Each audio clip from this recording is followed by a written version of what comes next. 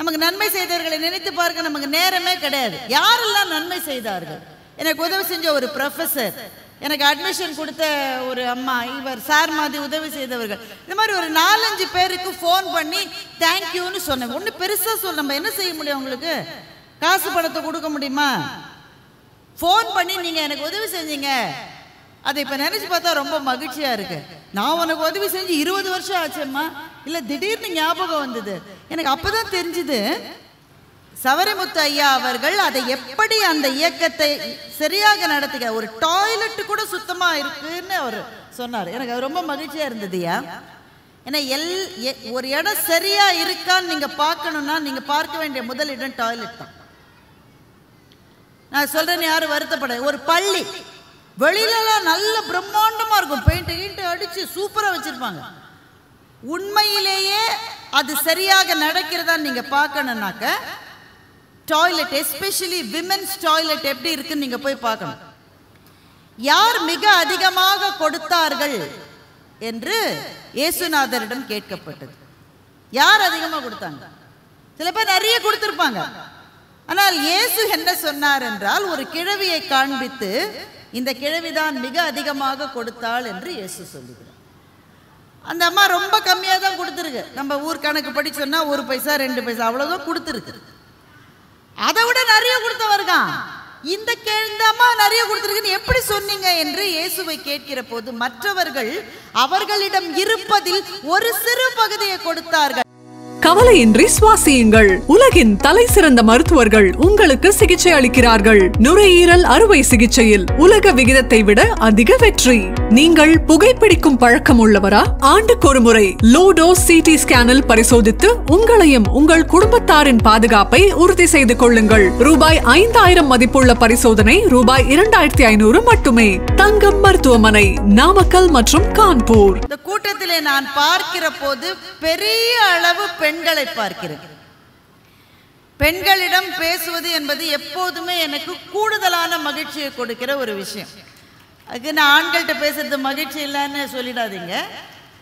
பெண்களிடம் பேசுவேன். என்னங்க இதுக்கு கூட இவ்வளோ கம்மியாக கை தட்டுறீங்க? கூடுதலான மகிழ்ச்சியை கொடுப்பது. ஏனென்றால் நாம ஒருத்தர் இன்னும் கூட நல்லா புரிஞ்சுக்க முடியும்.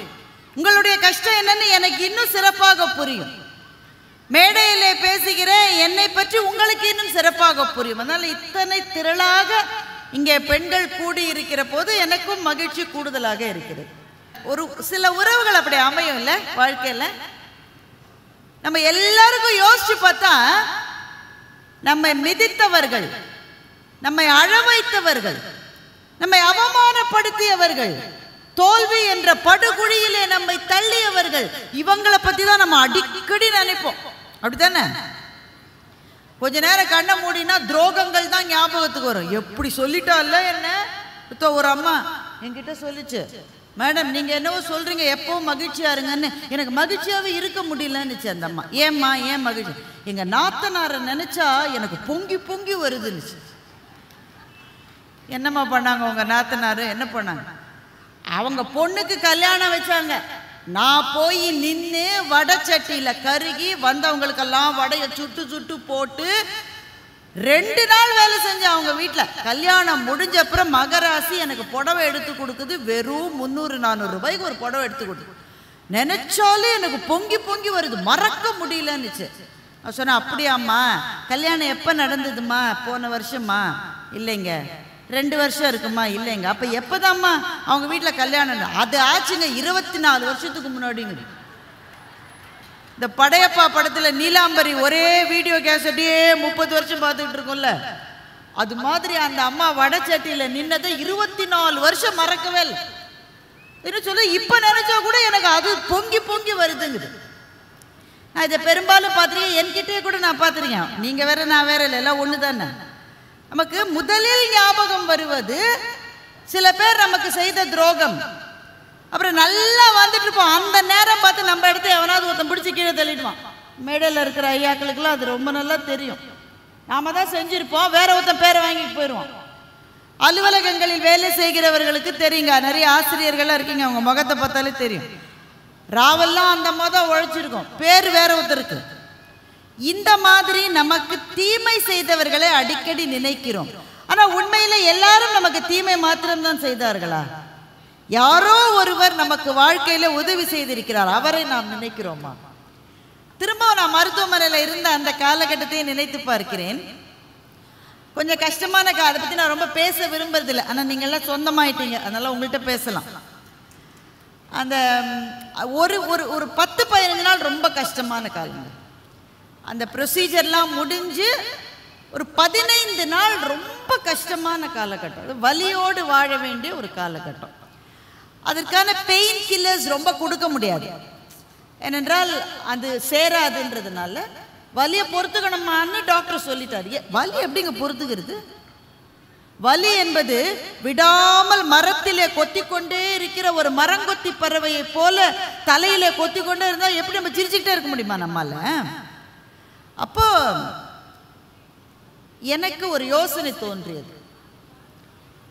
நமக்கு நன்மை செய்தவர்களை நினைத்து பார்க்கிறதுக்கு இது ஒரு சந்தர்ப்பம். ஏன்னா நம்ம ஓடிக்கிட்டே இருக்கோம், நமக்கு நன்மை செய்தவர்களை நினைத்து பார்க்க நமக்கு நேரமே கிடையாது. யாரெல்லாம் நன்மை செய்தார்கள்? எனக்கு உதவி செஞ்ச ஒரு ப்ரொஃபஸர், எனக்கு அட்மிஷன் கொடுத்த ஒரு அம்மா, இவர் சார் மாதிரி உதவி செய்தவர்கள், இந்த மாதிரி ஒரு 4-5 பேருக்கு ஃபோன் பண்ணி தேங்க்யூன்னு சொன்னேன். ஒன்றும் பெருசாக சொல்ல, நம்ம என்ன செய்ய முடியும்? உங்களுக்கு காசு பணத்தை கொடுக்க முடியுமா? ஃபோன் பண்ணி நீங்கள் எனக்கு உதவி செஞ்சீங்க, அதை இப்போ நினச்சி பார்த்தா ரொம்ப மகிழ்ச்சியாக இருக்கு. நான் உனக்கு உதவி செஞ்சு 20 வருஷம் ஆச்சேம்மா. இல்லை, திடீர்னு ஞாபகம் வந்தது. எனக்கு அப்போதான் தெரிஞ்சுது, gratitude is such a great healer. நன்றி உணர்வு என்பது நம்முடைய காயங்களை ஆற்றக்கூடிய மாபெரும் சக்தி கொண்டு. யாருக்கா தேங்க்யூன்னு சொல்லி பாருங்களேன், அவங்களுக்கு சந்தோஷமா இருக்கிறதோட உங்களுக்கு ரொம்ப மகிழ்ச்சியா இருக்கும். அது காயங்களை ஆற்றக்கூடிய சக்தியை கொண்டது. gratitude is a healer. மற்றவர்கள் செய்கிற தவறுகளை நினைப்பதை விட யாரோ ஒருத்தர் செய்த நன்மையை நினைத்து பார்த்தால் நம்முடைய மனமும் மகிழ்கிறது, அவர்களுடைய மனமும் மகிழ்கிறது. இந்த மேடையில் அதற்காக எனக்கு ஒரு வாய்ப்பு கிடைத்தது. அந்த வாய்ப்பை கொடுத்த இந்த அறக்கட்டளையை சார்ந்த அத்தனை பேருக்கும் நன்றி சொல்லிக் கொள்வதிலே நான் மிகுந்த மகிழ்ச்சி அடைகின்றேன். இப்போ இங்கே இருக்கிற போது ஆதரவற்ற சில பெண்கள், அவர்களுக்கான உதவிகளை இவர்கள் வழங்கினார்கள்.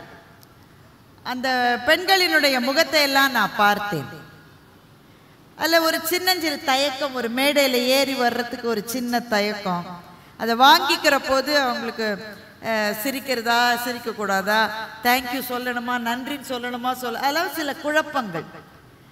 ஆனால் அதை வாங்கிட்டு அவங்க கீழே இறங்கி போகும்போது அவர்களுக்கு எவ்வளவு மகிழ்ச்சி இருக்கிறதோ இல்லையோ, நம் எல்லாருக்கும் ஒரு பாடம் இருக்கிறது, அப்படிதானே? வாழ்க்கையில் உண்மையான மகிழ்ச்சி என்பது பெறுவதில் இல்லை நண்பர்களே, கொடுப்பதில் தான் இருக்கிறது. பெறுவது மகிழ்ச்சின்னு நம்ம பிள்ளைகளை நம்ம வளர்த்துக்கிட்டு இருக்கோம். அதில் தான் கேட்டுக்கிட்டே இருக்கான், 18 வயசான பைக் வாங்கிக்கான்னு தான் கேட்கணும். எதுக்குடா 18 வயசுல பைக்குன்னா, நீ வாங்கி தரலன்னா நான் சாப்பிட மாட்டேன், சோறு தின்ன மாட்டேன், ஃபோன் வாங்கி தரலன்னா சாப்பிட மாட்டேன். பெறுவதிலே மகிழ்ச்சி என்று நினைப்பது ஒரு வயது. ஆனா அந்த வயதை கடந்து நாம் வருகிற போதுதான் நமக்கு தெரிகிறது, கொடுப்பதிலே இருக்கிற மகிழ்ச்சி பெறுவதிலே ஒரு நாளும் இல்லை என்பதை நாம் தெரிந்து கொள்கின்றோம். அந்த மகிழ்ச்சியை இவர்கள் பெறுவதற்கு காரணமாக இருக்கிற இந்த அறக்கட்டளையை நடத்துகிறவர்களுடைய நல்ல நோக்கங்களை நான் நெஞ்சார பாராட்டுகின்றேன். கொடுப்பதுன்னா என்ன? கொடுப்பது எல்லாம் கொடுக்குற மாதிரி என்கிட்ட இருக்கு, என்கிட்டயே எதுவுமே இல்லை, அப்படிதானே நம்ம நிறைய பேர் சொல்லுவோம். எனக்கு யாராவது கொடுத்தா நல்லா இருக்கும், எனக்கே எதுவும் இல்லை, நான் மற்றவங்களுக்கு என்னத்தை கொடுக்கறது? அப்போ பைபிளில் நான் அதிகம் படித்ததில்லை, ஆனால் நான் படித்த வரையில் எனக்கு ரொம்ப என் உள்ளத்தை கவர்ந்த ஒரு கதை. யார் மிக அதிகமாக கொடுத்தார்கள் என்று இயேசுநாதரிடம் கேட்கப்பட்டது. யார் அதிகமாக கொடுத்தாங்க? சில பேர் நிறைய கொடுத்திருப்பாங்க. ஆனால் இயேசு என்ன சொன்னார் என்றால், ஒரு கிழவியை காண்பித்து இந்த கிழவிதான் மிக அதிகமாக கொடுத்தாள் என்று இயேசு சொல்லுகிறார். அந்த அம்மா ரொம்ப கம்மியாக தான் கொடுத்துருக்கு. நம்ம ஊர் கணக்கு படி சொன்னால் 1 பைசா 2 பைசா அவ்வளோதான் கொடுத்துருக்கு. அதை விட நிறைய கொடுத்தவர்தான் இந்த அம்மா நிறைய கொடுத்துருக்குன்னு எப்படி சொன்னீங்க என்று இயேசுவை கேட்கிற போது மற்றவர்கள் அவர்களிடம் இருப்பதில் ஒரு சிறு பகுதியை கொடுத்தார்கள். இந்த முதிய பெண்ணோ அவளிடம் என்ன இருக்கிறதோ அத்தனையையும் கொடுத்தாள். எனவே எல்லாரையும் விட இவள் தான் மிக அதிகம் கொடுத்தவள் என்று இயேசு சொன்னதாக பைபிளில் ஒரு கதையை நான் படித்தேன். எனவே கொடுப்பதில் ரொம்ப முக்கியம் என்னன்னா எவ்வளவுன்றது இல்லை, அமௌண்ட் இல்லை, கொடுக்கணும்ன்ற மனசு இருக்கு பாருங்க, அந்த மனது தான் வணங்கத்தக்க மனது. இப்போ இவர்கள் இங்கே அநாதை குழந்தைகளுக்காக ஆர்ஃபனேஜ் நடத்தி கொண்டிருக்கிறார்கள். சகோதரர் சொன்னார், அந்த முதியோர் இல்லத்திலேயே அங்கேயும் நான் உள்ள போயெல்லாம் செக் பண்ணேனார். அவர் கொடுக்கறதுக்கு முன்னாடி எவ்வளவு உஷாரா கொடுக்குறாருன்னு யோசிச்சு பாருங்க. அப்படிதான் கொடுக்கணும். ஏன்னா நம்ம ஊர்லங்க தப்பா எடுத்துக்காதீங்க, முன்னாடிலாம் 2 பேர் தான் இருந்தாங்க, கொடுக்கிறவர்கள் பெறுகிறவர்கள். 2 பேர் தான், நேரடியாக தான் கொடுப்பாங்க. அப்படித்தானங்க? இப்ப அதியமான் வந்து அவ்வைக்கு நெல்லிக்கனியை கொடுத்தான், நம்ம படிச்சிருக்கோம். பாரி முல்லைக்கு தேர் கொடுத்தார். இதெல்லாம் கொடுக்கிறவர் பெறுகிறவர் 2 பேர் தான் இருப்பாங்க. இப்ப கொடுக்கிறவர் பெறுகிறவருக்கு நடுவுல சில அமைப்புகள் வந்து விட்டது. இந்த அமைப்புகள் சரியாக செயல்படுகிறதா என்று பார்க்க வேண்டிய பொறுப்பு கொடுக்கிறவர்களுக்கு இருக்கிறது. அந்த பொறுப்பை இந்த சகோதரர் மிகச்சரியாக செய்திருக்கிறார். நல்ல அவருக்கு பாராட்டுக்கள். இன்றைக்கு பிறந்த நாள் வேற அவருக்கு. கரெக்டா சவரிமுத்து ஐயா அவர்கள் அதை எப்படி அந்த இயக்கத்தை சரியாக நடத்துக, ஒரு டாய்லெட் கூட சுத்தமா இருக்குன்னு அவர் சொன்னார். எனக்கு அது ரொம்ப மகிழ்ச்சியா இருந்ததுயா. ஏன்னா ஒரு இடம் சரியா இருக்கான்னு நீங்க பார்க்கணும்னா நீங்க பார்க்க வேண்டிய முதல் இடம் டாய்லெட் தான். நான் சொல்றேன், யாரும் வருத்தப்பட. ஒரு பள்ளி வெளியிலலாம் நல்ல பிரம்மாண்டமா இருக்கும், பெயிண்ட் அடிச்சு சூப்பரா வச்சிருப்பாங்க. உண்மையிலேயே அது சரியாக நடக்கிறதா நீங்க பார்க்கணும்னாக்க டாய்லெட், எஸ்பெஷலி விமென்ஸ் டாய்லெட் எப்படி இருக்குன்னு நீங்க போய் பார்க்கணும். அந்த இடம் சுத்தமாக பாதுகாப்பானதாக இருந்தால்தான் அந்த இடம் சரியாக நடக்கிறது என்பதற்கு அதுதான் சான்று. நீங்க ISO தர சான்றெல்லாம் அப்புறம் நாம போய் பார்க்கணும். மகாராஷ்டிரால என்னங்க நடக்குது, என்ன நடந்தது மகாராஷ்டிரா? பேப்பர்ல படிக்கிறீங்க தானே? இம்புடு பிள்ளைங்க, இம்புடு 3 வயசு 4 வயசு பிள்ளை ஸ்கூல்ல படிக்குது. அந்த பிள்ளைங்க பாத்ரூமுக்கு போற போது அதுக்கு மேல எப்படி சொல்றது, நிறைய குழந்தைகள் இருக்கிறார்கள். படிக்கிறீங்க தானே, பேப்பர் படிக்கிறீங்களா இல்லையாப்பா? 2 பேர் மாத்திரம் கை தூக்குறாங்க. இப்போ நம்மை சுற்றிப்படி இருக்கிற போது நாம் பெண்களை எவ்வளவு தைரியமானவர்களாக எடுத்து செல்ல வேண்டி இருக்கிறது. யோசிச்சு பாருங்க, கல்கத்தாவிலே ஒரு ட்ரெயினி டாக்டருக்கு என்ன நடந்து கொண்டிருக்கிறது. அதை படிக்கிற போது பெண்கள் சுதந்திரம் கேட்கிறார்கள். நான் வெளியில போய் படிக்கணும்ன்றாங்க. அப்படித்தானம்மா, நான் வெளியில போய் படிக்கணும், தைரியமா போகணும். இப்போ அந்த பெண் குழந்தைகளே பயப்படுறாங்க. ஐயோ, நான் தனியா போக எனக்கு பயமா இருக்கு.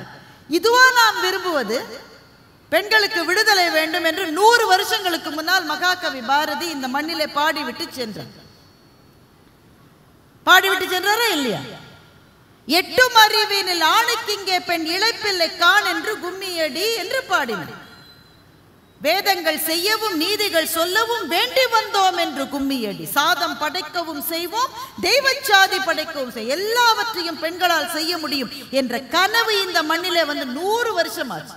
100 வருடங்களுக்கு பின்னால் மருத்துவமனையிலே பணி செய்கிற ஒரு டாக்டருக்கு பாதுகாப்பு இல்லை என்றால் நாம் எந்த இடத்திலே நிற்கின்றோம்? அப்போ நாம் முதலிலே கொடுக்க வேண்டியது நம்முடைய பெண்களுக்கான மிகச்சரியான பாதுகாப்பை. அதைவிட முக்கியமாக நாம் கொடுக்க வேண்டியது நம் வீட்டிலே வளருகிற நம்முடைய ஆண் குழந்தைகளிடம். பெண் என்பவள் ஒரு உடல் மாத்திரம் அல்ல. அவளை ஒரு உடலா மாத்திரம் பார்க்காத, அவளுக்குன்னு அறிவு இருக்கு, அவளுக்குன்னு மனசு இருக்கு, அவளுக்கு என்று ஒரு ஆன்மா இருக்கிறது என்று நம்முடைய ஆண் குழந்தைகளுக்கு சொல்லிக் கொடுப்பதைத்தான் முதலில் இந்த சமூகத்தில் நாம் செய்ய வேண்டும்.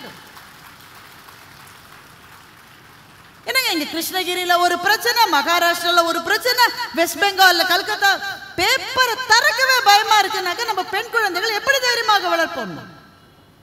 அப்ப என்னன்னா, ஆண்கள் பெண்களை உடலாக மாத்திரம் பார்க்கிறார்கள். அவள் உடல் மாத்திரம், அவளும் ஒரு ஆன்மா தானப்பா.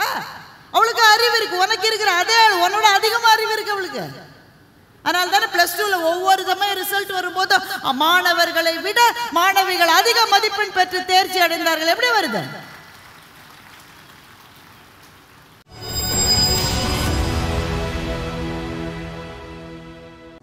கவலையின்றி சுவாசியுங்கள். உலகின் தலை சிறந்த மருத்துவர்கள் உங்களுக்கு சிகிச்சை அளிக்கிறார்கள். நுரையீரல் அறுவை சிகிச்சையில் உலக விகிதத்தை விட அதிக வெற்றி.